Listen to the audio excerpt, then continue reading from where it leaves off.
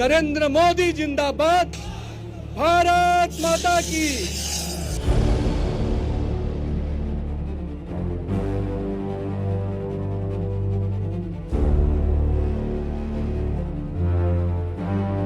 BJP के राष्ट्रीय कार्यकारी अध्यक्ष बनने के बाद नितिन नवीन मंगलवार को पहली बार पटना पहुंचे। पूरा माहौल ही जश्न में तब्दील हो गया और पटना पहुंचने पर उनका शानदार स्वागत हुआ।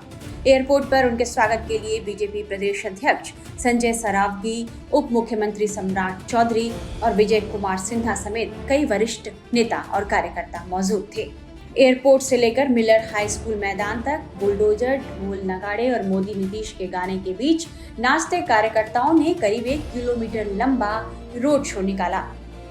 इससे लंबा ट्रैफिक जाम भी लगा। भारी ठंड में नितिन नवीन को सुनने के लिए हजारों कार्यकर्ता मौजूद थे। नितिन नवीन ने इस मौके पर क्या कहा, ये सुनिए।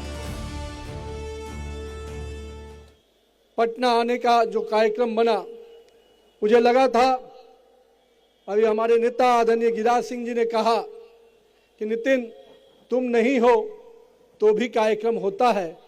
मुझे इस बात की खुशी है, यही तो भाजपा की खूबसूरती है कि भाजपा का एक एक कार्यकर्ता, अगर बूथ का ही कार्यकर्ता भी अगर राष्ट्रीय नेतृत्व के जगह पर बैठ जाता है तो वो भी राष्ट्रीय नेतृत्व की तरह काम करने लगता है। और एक एक कार्यकर्ता में इतनी क्षमता है कि वो किसी भी स्तर पे काम दे दीजिए, वो पूरा समूह उसका साथ खड़ा हो जाता है। हम आज अपने उन सभी कार्यकर्ताओं का परिश्रम को, मैं चाहे वो हमारे प्रदेश के पदाधिकारी हो, अपने जितने कार्यक्रम में लगे सभी को आभार व्यक्त करता हूं। मित्रों, आज बिहार में आप लोगों ने प्रचंड जीत दी और प्रचंड जीत के बाद नरेंद्र मोदी और नीतीश कुमार की करिश्माई नेतृत्व ने जो परचम लहराया, उससे पूरा देश कहीं ना कहीं आज उस प्रकाश के, जीत के प्रकाश से आगे बढ़ रहा है। और आज इसी बिहार की जीत का कारण बना कि अभी देश में जो और चुनाव हो रहे हैं, अभी महाराष्ट्र का चुनाव हुआ, अभी आपको अरुणाचल में चुनाव हुए, अन्य अभी हमारे कल गोवा में भी चुनाव हुआ।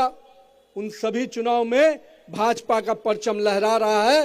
ये सब बिहार की जीत के बाद जो शुरुआत हुई है वो अभी आगे, मंगल जी कह रहे थे, ये जीत बंगाल से आगे केरल तक जाएगी, चिंता मत कीजिएगा, भगवा हर जगह लहराएगा।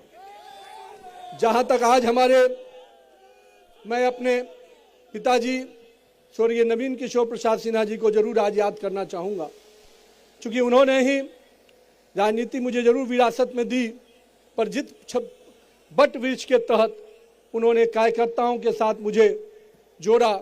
और मैं हमेशा कहता हूं कि मुझे उंगली पकड़कर कार्यकर्ताओं ने काम करना सिखाया और आज उन्हीं कार्यकर्ताओं के बल पर है कि मैं इस मुकाम तक पहुंच पाया हूं। इसलिए मैं बिहार के सभी कार्यकर्ताओं का तहे दिल से अभिवादन करता हूं। पिताजी को काम करते हुए तो मैंने नहीं कभी देखा, क्योंकि मैं उस समय राजनीति में नहीं था, पर मैं हमेशा ये सोचता था जब उनकी मृत्यु हुई तो किस प्रकार से लोग भावना में उनसे जुड़े हुए थे। लोग मेरे हाथ पकड़ के जब रोते थे तो मुझे भी नहीं समझ में आता था कि मेरे पिता के लिए कोई व्यक्ति इतना क्यों रो रहा है। लेकिन मुझे तब समझ में आया जब राजनीति में मुझे आने का मौका मिला कि किस प्रकार से एक एक कार्यकर्ता परिवार एक एक नेता से जुड़ जाता है, एक एक कार्यकर्ता परिवार एक दूसरे का भाई और चाचा बनकर काम करता है। इसलिए मैं आप पूरे कार्यकर्ता परिवार को आज याद भी कर रहा हूं, आप सबको अभिवादन कर रहा हूं। कई ऐसे कार्यकर्ता जो मेरे साथ काम करने के दौरान निधन हो गया, मैं उन कार्यकर्ताओं का भी आज अभिवादन करता हूं, उनका भी नमन करता हूं और उन परिवारों को भी कहता हूं कि भाजपा का परिवार बहुत बड़ा है और हम उन परिवार के लोग उनको निश्चित रूप से समेट कर आगे बढ़ाएंगे। साथ ही साथ आज जो हमारे कार्यकर्ता सोचते हैं कि काम कैसे किया जाए, मैं हमेशा कहता हूं मित्रों, युवा साथियों, राजनीति में शॉर्टकट के लिए कोई जगह नहीं है। राजनीति में शॉर्टकट से दूर हो जाइए। राजनीति लॉन्ग रन का काम है। लंबी दूरी से अगर जाना है राजनीति में तो धैर्यपूर्वक काम करिए, निश्चित रूप से काम के प्रति अपने कमिटमेंट के साथ काम कीजिए। भारतीय जनता पार्टी का वॉच टावर इतना मजबूत है, आपको बूथ से उठाकर प्रदेश और केंद्रीय नेतृत्व तक पहुंचा देगा। आप अपने काम पर विश्वास कीजिए। मैं अपने आप को इसलिए आपसे कहने आया हूं कि मेरे युवा साथी, अब बिहार में बहुत बड़ा परिवर्तन का उम्मीद हुआ है। बिहार को बहुत बड़ा मैंडेट मिला है। इस मैंडेट से हमारी जवाबदेही बढ़ चुकी है। हम 202 के मैंडेट पे खड़े हैं, तो कहीं ना कहीं हमें जनता ने भी हम उस उम्मीद के साथ हमें जोड़ा है।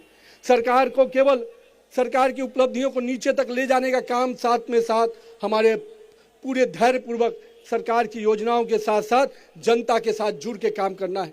जनता ने जिस अपेक्षा से हमें वोट दिया है, जिस अपेक्षा से मत दिया है, उनकी अपेक्षाओं पे खरा उतरने का समय है। 2025 से 30 का बिहार निश्चित रूप से विकास के वो मायने लिखने वाला है जिसमें बड़े पैमाने पर युवाओं के लिए रोजगार के अवसर होंगे, बड़े निवेश के अवसर होंगे। इसलिए बिहार को आगे बढ़ाने के लिए आप सब कार्यकर्ताओं को भी अभी भी मेहनत और परिश्रम करना होगा।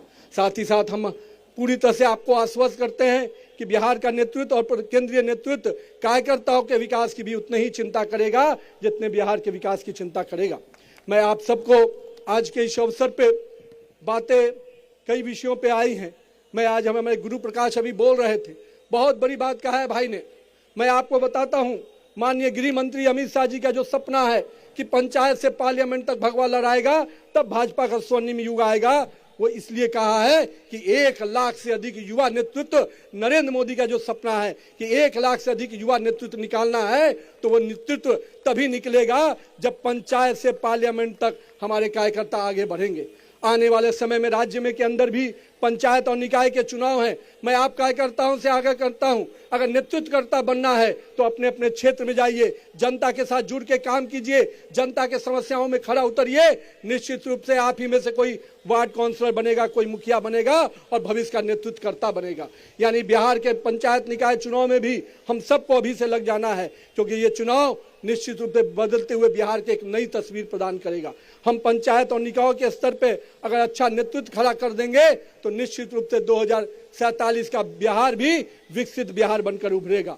मैं आज यहाँ पर अपने साथियों से यह भी कहूंगा, कोई बहुत लोग ऐसे हैं जो पार्ट टाइम पॉलिटिक्स करते हैं, राहुल गांधी टाइप, जो आधा समय बिहार में जब आते हैं या देश में आते हैं तो केवल एक देश की बात थोड़ा मोड़ा करके फिर विदेश चल जाते हैं। इस पार्ट टाइम पॉलिटिशियन से नहीं बनना है। हम लोग फुल टाइम पॉलिटिशियन हैं। हम भाजपा के कार्यकर्ता 24 घंटा काम करते हैं, 24/7 काम करते हैं। तो आइए भाजपा के कार्यकर्ता पद्धति से आगे बढ़िए। ये जो पार्ट टाइम पॉलिटिशियन बिहार में भी एक हैं, सदन चलता है तो सदन में नहीं नजर आते हैं, जब मुद्दा मिलता है तो सड़क पर नजर नहीं आते हैं, और जब मौका हार होती है तो फिर कहीं विदेश चले जाते हैं।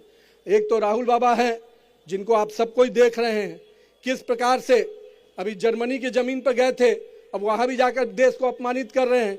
उनकी एक प्रथा है, देश में रहेंगे तो देश के संविधान को गाली देंगे, देश के कॉन्स्टिट्यूशनल बॉडी को गाली देंगे, चुनाव आयोग को गाली देंगे, सुप्रीम कोर्ट को अवमानना करेंगे, लेकिन जब बिहार देश के बाहर जाते हैं तो देश को ही गाली देते हैं।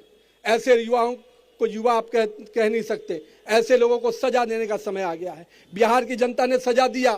जो वोट की चोरी का आरोप लगाते थे, जनता ने वोट की चोट ऐसा लगाया कि बिहार से जो भागे हैं तो अब जर्मनी में जाकर बसे हुए।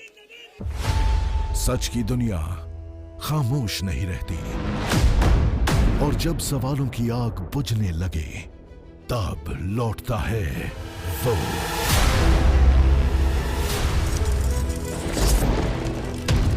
और गूंजती है जनहित की आवाज।